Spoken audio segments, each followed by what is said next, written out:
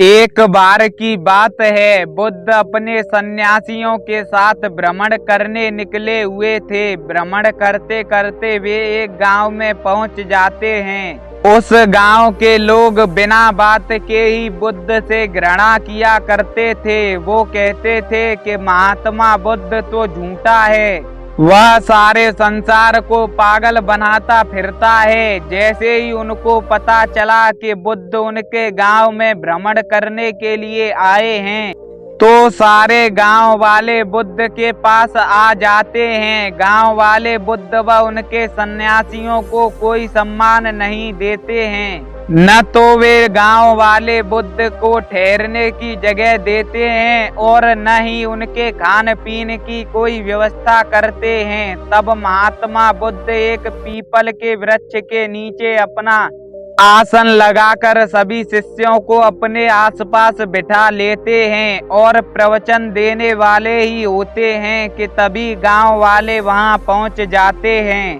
और गांव वाले सभी व्यक्ति बुद्ध को बहुत बुरा भला कहते हैं। वे लोग बुद्ध को पाखंडी बताते हैं और कहते हैं कि बुद्ध तू तो एक झूठा साधु है, तू सारे संसार को पागल बनाता है। भला ये ध्यान करने से क्या होगा और तेरे प्रवचन सुनने से क्या होगा?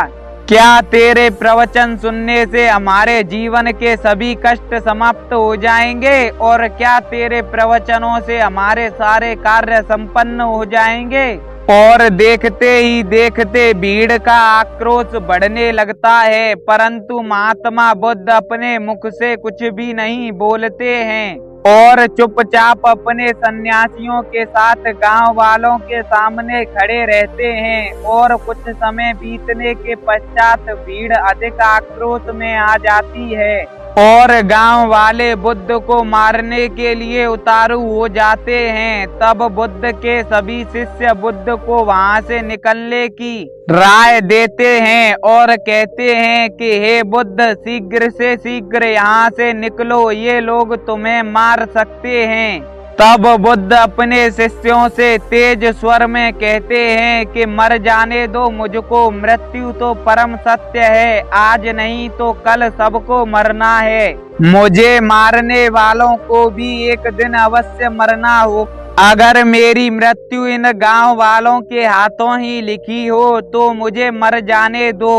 बुद्ध का ऐसा वचन सुनकर सभी गांव वाले दंग रह जाते हैं और भीड़ अचानक शांत हो जाती है कि तभी अचानक एक व्यक्ति आता है और कहता है कि मारो, इसकी बातों पर ध्यान मत दो, यह ऐसे ही अपनी मीठी मीठी बातों में सबको फंसा लेता है।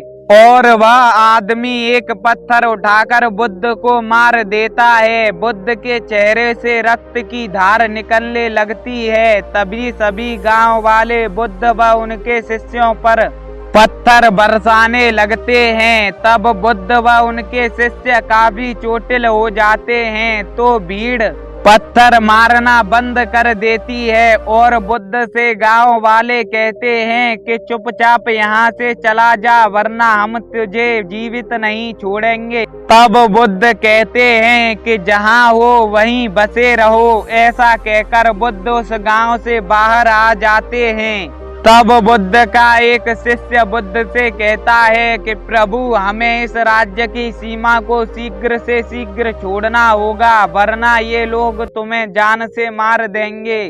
तब बुद्ध कहते हैं कि नहीं, हम इसी राज्य की सीमा में रहेंगे और कल प्रातः इसी गांव में भिक्षा मांगने जाएंगे। बुद्ध की बातें सुनकर सभी शिष्य दंग रह जाते हैं। अब प्रातः काल होते ही बुद्ध उस गांव में भिक्षा मांगने जाते हैं तो कल की तरह ही लोग बुद्ध को मारने लगते हैं और बुद्ध मुस्कुराते हुए उनके द्वारा दिए गए घावों को सहलाते रहते हैं। फिर गांव वाले बुद्ध को चेतावनी देते हैं कि अगर तू फिर हमारे गांव में आया तो तेरे प्राण छीन लेंगे। बुद्ध कहते हैं कि जहां हो वहीं बसे रहो। ऐसा कहकर बुद्ध फिर गांव से बाहर चले जाते हैं। तब बुद्ध का शिष्य कहता है कि प्रभु, उनमें इंसानियत नहीं है, वो तुम्हें जान से मार सकते हैं। तब बुद्ध कहते हैं कि नहीं, ऐसा नहीं है। अगर उनमें इंसानियत नहीं होती तो वे मुझे उसी दिन मार देते। हमें उनकी इस इंसानियत की भावना को और अधिक जागृत करना होगा। फिर अगले दिन बुद्ध के गांव भरे नहीं थे, फिर भी वह उस गांव में भिक्षा मांगने जाते हैं तो गांव वाले बुद्ध की ऐसी हालत देखकर उनको पत्थरों से प्रहार नहीं करते हैं और वे लोग बुद्ध को गाली देकर भगा देते हैं। तब बुद्ध रोजाना की तरह कहते हैं कि जहां हो वहीं बसे रहो। ऐसा कहकर बुद्ध गांव से बाहर आ जाते हैं। तब उन गांव वालों में से एक व्यक्ति कहने लगता है कि पता नहीं यह इस बात को क्यों कहता है कि जहां हो वहीं बसे रहो। तब वह कहता है कि हम इसको कितना कष्ट देते हैं, फिर भी वह हमारी सलामती क्यों चाहता है।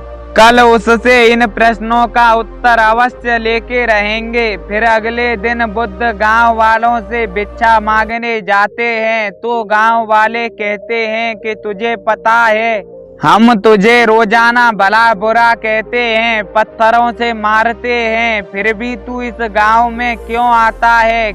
क्या तुझे अपने प्राणों से मोह नहीं है? तब महात्मा बुद्ध कहते हैं कि मैंने मृत्यु के सत्य को जान लिया है। एक दिन मृत्यु सबको आती है, मुझको भी और तुझको भी। तो फिर मृत्यु से कैसा डरना? अगर मैं आज नहीं मरा तो कुछ दिन बाद मर जाऊंगा।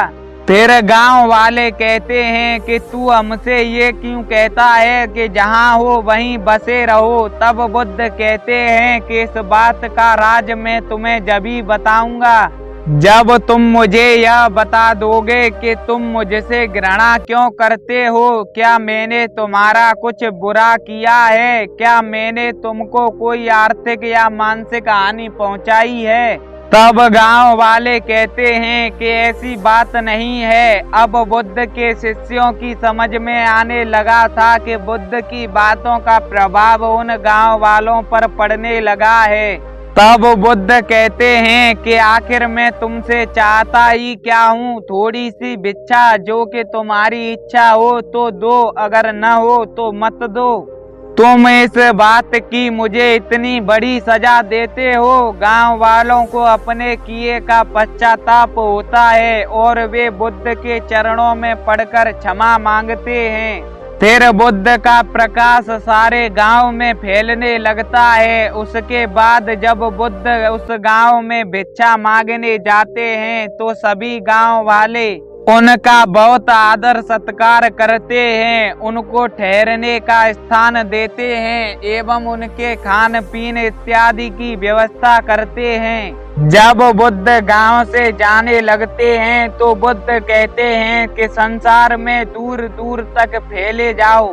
तब गांव वाले आश्चर्य से बुद्ध से पूछने लगते हैं कि इस बात का क्या तात्पर्य है? जब हम तुमको कष्ट देते थे, भला बुरा कहते थे, तब तो तुम जहां हो वहीं रहो ऐसी शुभकामनाएं देते थे, परंतु अब जब हम सभी तुम्हारे शिष्य बन चुके हैं, तुम्हारे सत्य को जान चुके हैं, तुम्हारा बहुत सारा सम्मान करते हैं, तो तुम हमें बिखरने की बद्दुआ दे रहे हो। तब बुद्ध कहते हैं कि मैं कभी भी किसी को बद्दुआ नहीं देता हूँ। मैं जब भी तुम्हारा और संसार का भला चाहता था और आज भी।